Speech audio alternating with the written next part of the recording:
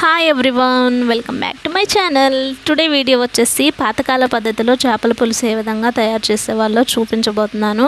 ఇది special video అండి, మా అత్తమ్మ గారు చేశారు మన యూట్యూబ్ ఫ్యామిలీ కోసం.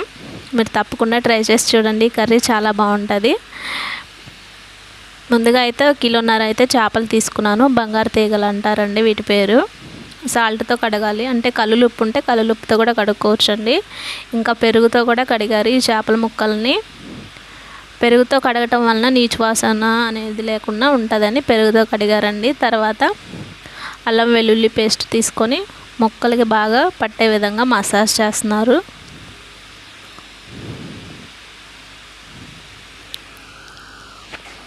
అల్లం వెల్లుల్లి పేస్ట్ వేసిన తర్వాత పసుపు వేస్తున్నారండి. కొంచెం స్పూన్నర అయితే సాల్ట్ వేస్తున్నారు.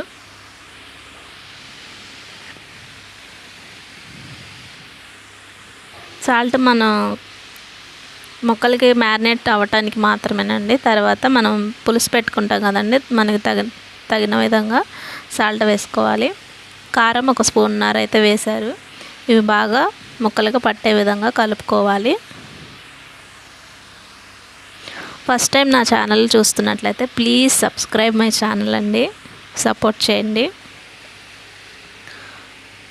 ముక్కలు ఈ విధంగా మసాజ్ చేయటం వలన టేస్టీగా ఉంటుందంటండి కూర. తర్వాత ఆయిల్ కూడా వేస్తున్నారు. నేను ఆయిల్ ఈ గిన్నెతో తీసుకుంటానండి. 5 గిన్నెల దాకా అయితే వేశారు.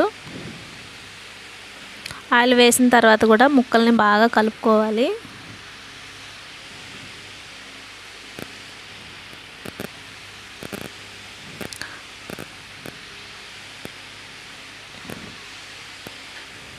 మీరు ఖచ్చితంగా ట్రై చేసి చూడండి, కర్రీ అయితే చాలా బాగుంటుంది.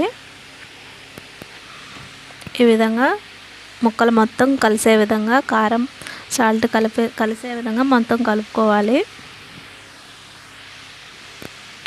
చింతపండు 1 నిమ్మకాయ సైజ్ అంతా అయితే సరిపోతుందండి. దాన్ని 1/2 గంట ముందు అయితే నానబెట్టుకోవాలి వాటర్లో. ఆ చింతపండు రసం మొత్తం కూడా ఆ చేప ముక్కలకు వేసి మొత్తం మసాజ్ చేయాలి. చూడండి ఒకసారి. నేనైతే స్ట్రైనర్ యూజ్ చేస్తాను, మా అత్తమ్మ గారు అయితే చేత్తోనే చేస్తున్నారు. ఈ చింతపండు రసాన్ని కూడా ముక్కలకి బాగా కలిపే విధంగా ఒకసారి అయితే కలిసే విధంగా కలుపుకోవాలి.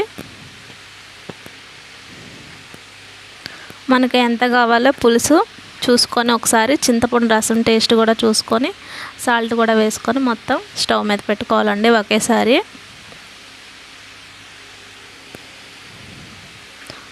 ఈ చింతపండు పులుసుని ముక్కలకు కలిసే విధంగా కలుపుతున్నారు.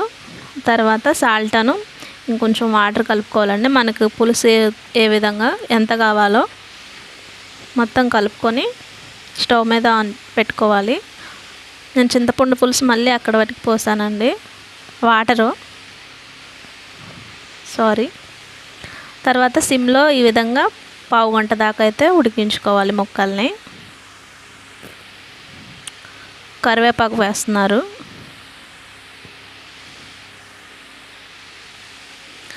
పావు గంట అయితే ఉడికించుకోవాలండి సిమ్లోనే.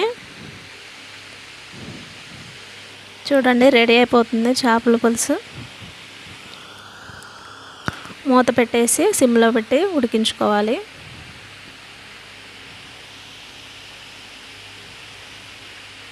పావు గంట తర్వాత చూడండి ఎలా ఉందో, ఆయిల్ ఫ్లోట్ అవుతుంది. దాదాపుగా రెడీ అయిపోయిందండి చేపల పులుసు.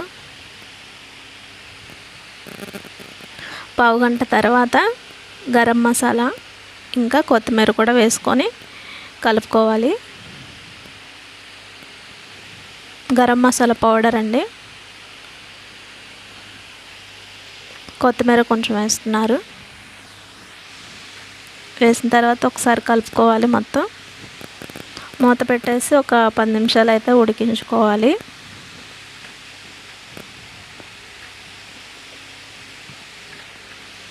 వీడియో నచ్చితే లైక్ చేయండి. మీరు ఒక లైక్ చేయటం వలన నాకు చాలా హెల్ప్ అవుతుందండి.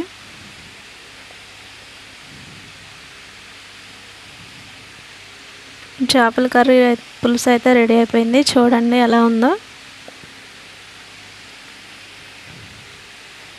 మా అత్తమ్మగారు ఎప్పుడు చేసినా మేము కడుపు నిండా తినేసేస్తామండి. చాలా బాగుంటుంది. మీరు తప్పకుండా ట్రై చేసి చూడండి.